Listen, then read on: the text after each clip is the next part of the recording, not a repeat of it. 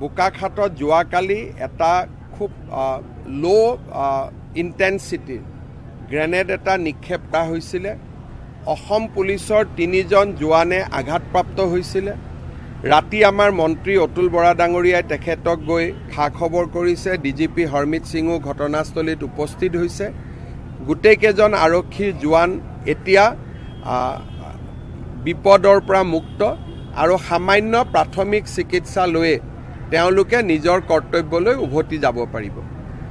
প্ৰথম দৃষ্টিত সন্দেহ আমি সাধাৰণতে গ্ৰেনেড আদি বিস্ফোৰণ হ'লে আলফাৰ ওপৰত কৰোঁ, কিন্তু গোলাঘাট আৰক্ষীয়ে সন্দেহ প্ৰকাশ কৰিছে যে ইয়াৰ লগত গড়ৰ চোৰাং চিকাৰীৰো কিবা ইনভলভমেণ্ট হয়তো থাকিব পাৰে। 2জন যুৱকক চিনাক্ত কৰা হৈছে, যি 2জন যুৱকে মটৰচাইকেলত বহি এই গ্ৰেনেডটো বিস্ফোৰণ কৰা বুলি।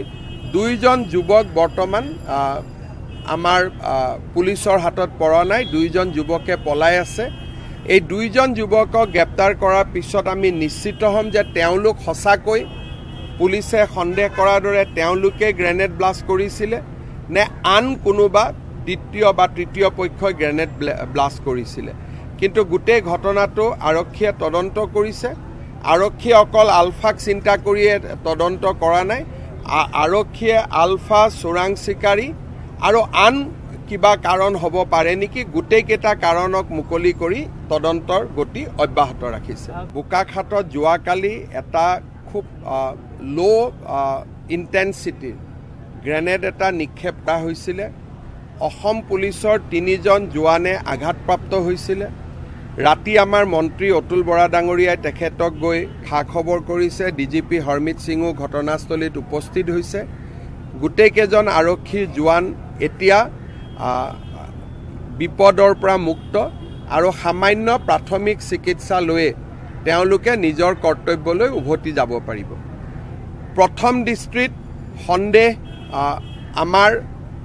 আমি সাধাৰণতে গ্ৰেনেড আদি বিস্ফোৰণ হ'লে আলফাৰ ওপৰত কৰোঁ, কিন্তু গোলাঘাট আৰক্ষীয়ে সন্দেহ প্ৰকাশ কৰিছে যে ইয়াৰ লগত গড়ৰ চোৰাং চিকাৰীৰো কিবা ইনভলভমেণ্ট হয়তো থাকিব পাৰে।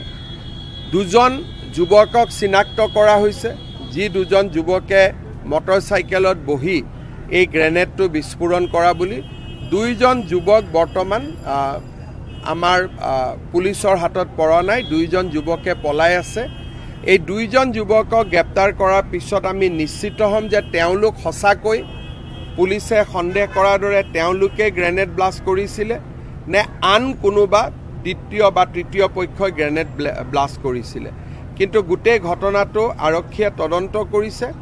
আৰক্ষীয়ে অকল আলফাক চিন্তা কৰিয়ে তদন্ত কৰা নাই। আৰক্ষীয়ে আলফা, চোৰাং চিকাৰী আৰু আন কিবা কাৰণ হ'ব পাৰে নেকি, গোটেইকেইটা কাৰণক মুকলি কৰি তদন্তৰ গতি অব্যাহত ৰাখিছে।